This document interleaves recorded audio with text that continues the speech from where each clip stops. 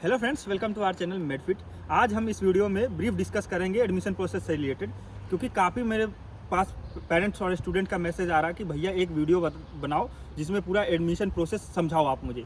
तो अगर इसके अलावा भी मैं इसमें आपको एडमिशन प्रोसेस पूरा एकदम ब्रीफली शॉर्ट में बहुत अच्छे से समझा दूंगा, तो ये वीडियो लास्ट तक देखना। इससे आपको बहुत ज़्यादा मदद होगी, क्योंकि आपका कंफर्म हुआ कि नहीं एडमिशन, किसी कॉलेज में सीट बुक हुआ कि नहीं, आपको पता चलता है कि आपके इस प्रोसेस में।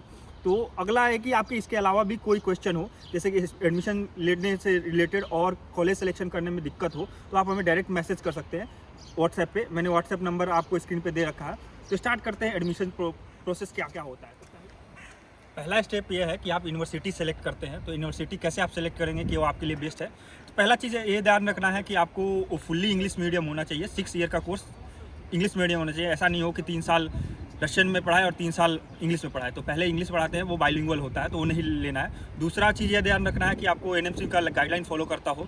और तीसरा वो जो ध्यान रखना है सबसे इंपॉर्टेंट है कि उस किस लोकेलिटी में है और वहाँ की पॉपुलेशन डेंसिटी क्या है, क्योंकि जितना पॉपुलेशन डेंसिटी वहाँ रहेगा ज़्यादा, उतना क्लिनिकल एक्सपोजर आपको ज़्यादा मिलेगा। तो ये चीज़ ध्यान रखना है आपको यूनिवर्सिटी सेलेक्ट करते टाइम में। उसके बाद में अगला प्रोसेस आता है कि आप कंसल्टेंसी किसी ना किसी के थ्रू आप एडमिशन लेते हो।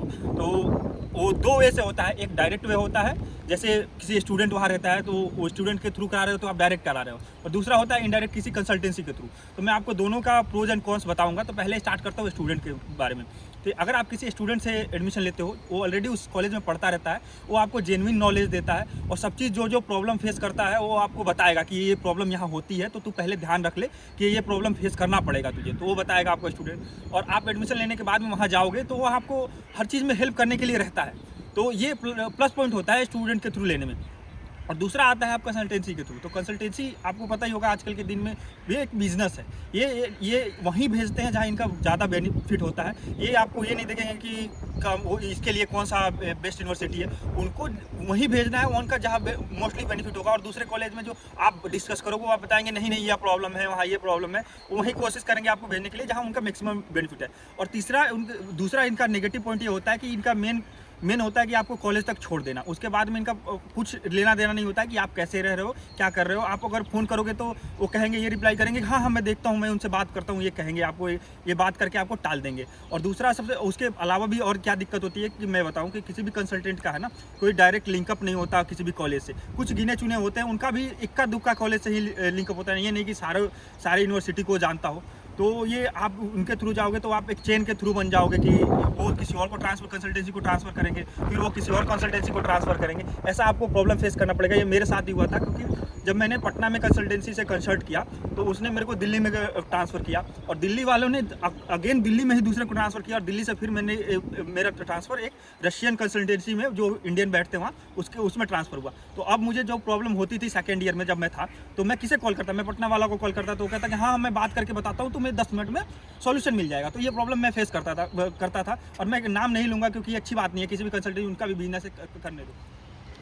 अगला स्टेप है कि बहुत सारे बच्चों का क्वेश्चन ये रहता है कि सीट बुक करना कब अच्छा रहेगा। तो मैं आपको एक सजेशन देता हूँ कि नीट का रिजल्ट का वेट ना करें, उससे पहले ही आप सीट बुकिंग के लिए अप्लाई कर दें। क्योंकि इससे फ़ायदा आपका ये हो जाएगा कि सीट बुक हो जाने के बाद में अगर बाय द वे आपका सिलेक्शन नहीं होता है, तो आप उस कॉलेज में आपका सीट बुक है, आप उसमें एडमिशन ले सकते हैं फर्दर। नहीं तो काफ़ी बच्चों का ऐसा होता है कि नीट का रिजल्ट का वेट करने लगते हैं और उस जो कॉलेज में वो जाना चाहते हैं उसका भी सीट बुक हो जाता है। जनरली ऐसा ही होता है। तो आपको बाद में अपने डिजायर्ड कॉलेज नहीं मिलता, क्योंकि आप 1 साल तो वेस्ट करना चाहते नहीं हो। तो फिर वो सोचते हो कि मैं एडमिशन ले लेता हूँ किसी दूसरे में। आपको ये करने के बाद में थोड़ा कॉम्प्रोमाइज़ करना पड़ जाता है कि चलो मैं 1 साल वेस्ट नहीं करना चाहता हूँ, तो दूसरे कॉलेज में एडमिशन ले लेता हूँ। तो आप सीट बुक कर लेते हो। तो सीट बुक करने के बाद में अगला स्टेप आता है कि एडमिशन लेटर का। तो एडमिशन लेटर जैसे आप सीट बुक करने के लिए अप्लाई 2 या 3 वीक में, या कॉलेज के ऊपर डिपेंड करता है, किसी का पहले वीक में आ जाता है, किसी का दूसरे वीक में आ जाता है, एडमिशन लेटर आता है। ये वो लेटर है जिसे कन्फर्मेशन बताता है कि आपका उस कॉलेज में सीट बुक हो चुका है। इसका ये भी इंपॉर्टेंस है कि अगर बाय द वे आपको लोन के लिए अप्लाई करना है तो इंडिया में इस फॉर्म के थ्रू आप अप्लाई कर सकते हो लोन के लिए। और जैसे आपका एडमिशन लेटर हो जाता है तो अगला स्टेज आता है कि आप इंट्रेंस का एग्ज़ाम देते हो। तो इंट्रेंस का एग्ज़ाम के लिए आपको मेल पे मैसेज आता है कि टाइमिंग बताई जाती है कि इस टाइम इस सब्जेक्ट का। जनरली ये बायो और केमिस्ट्री का होता है, लेकिन कुछ कॉलेज बायो और फिजिक्स के कराते हैं। तो ये कॉलेज टू कॉलेज वेरी करता है। तो जब आप इंट्रेंस में पास हो जाते हो तो आपको वो भी मेल के थ्रू बता दिया जाता है, टीचर बता देता है, ज़्यादा टाइम नहीं लगता इसमें। तो जब आप उसमें पास हो जाते हो तो नेक्स्ट प्रोसेस आता है कि आपका इन्विटेशन लेटर का। तो इन्विटेशन लेटर यूनिवर्सिटी जब प्रोवाइड करती है, जब उन्हें बुलाना होता है आपको, तो इन्विटेशन लेटर जब आपको प्रोवाइड कर देते हैं मेल पे, तो आप उसके थ्रू आप वीज़ा लगवाते हो। जब वीज़ा लगवाते हो तो वो टेम्प्रेरी वीज़ा होता है, क्योंकि फिर वो उसको आपको जाके यूनिवर्सिटी में एक्सटेंड कराना होता है, जहाँ आपको रहना है 1 साल का। टेम्प्रेरी वीज़ा खत्म होने के बाद 2-3 महीने का होता है अप्रोक्सीमेटली। अब 3 महीने बाद में यूनिवर्सिटी भी आपको खुद बुलाती है, डॉक्यूमेंटेशन के थ्रू में साइन करवाती है, वो वीज़ा एक्सटेंड करा लेती है खुद से ही। तो उसमें आप जैसे इन्विटेशन लेटर और वीज़ा लग गया, उसके बाद में अगला स्टेज होता है कि आपको यहाँ बुलाया जाता है।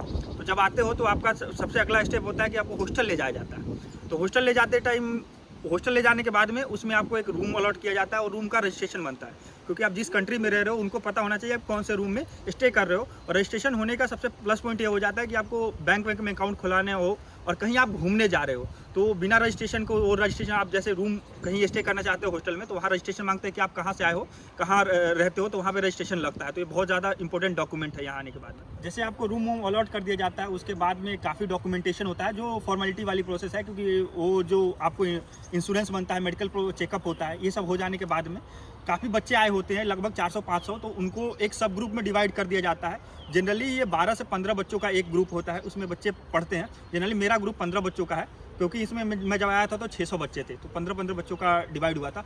उसके बाद में आपको प्रोवाइड की जाती है स्केड्यूल, जिसके बाद में आपको क्लास लगती है। जनरली आप क्लास जाते हैं, यही नॉर्मल सा प्रोसेस होता है, इसमें ज़्यादा कॉम्प्लिकेशन नहीं होती है। लेकिन आपके इसके अलावा भी आपको कोई क्वेश्चन हो, कोई क्वेरीज हो, तो आप हमें डायरेक्ट मैसेज कर सकते हो।